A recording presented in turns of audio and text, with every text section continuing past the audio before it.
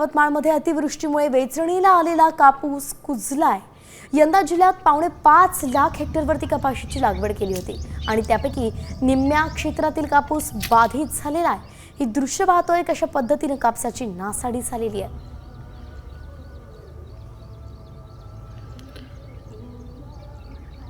यवतमाळमधून शेतपिकाची माहिती देत आहेत आमचे प्रतिनिधी संजय राठोड।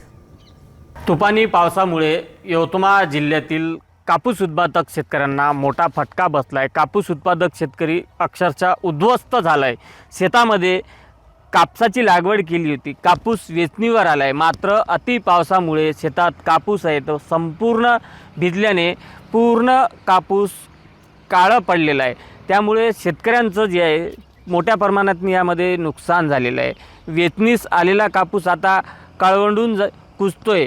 शेतात उभं असलेलं पांढरं सोनं पावसाच्या पाण्यात ओलं होऊन मातीसारखं झालं आहे। प्रत्येक थेंबासोबत शेतकऱ्यांच्या मनातील आशा विरघळते। उरलं सुरलं पिकाला बाजारात चांगलं भाव मिळेल अशी अपेक्षा शेतकऱ्यांना होती, मात्र शेतकऱ्यांच्या स्वप्नावर पावसाने पाणी फेरलं आहे। शेतकऱ्यांनी जे शेतामध्ये लावलं होतं ते सुद्धा त्यांच्या हातात पडणार नाही। यामुळे शेतकऱ्यांची निराशा झालेली आहे। यंदाचे सण उत्सव, मुलांचे शिक्षण असतील हे आणि अंगावर असलेला कर्जाची परतफेड कशी करायची असं प्रश्न शेतकऱ्यांना पडतोय। संजय राठोड, साम टीव्ही न्यूज, यवतमाळ।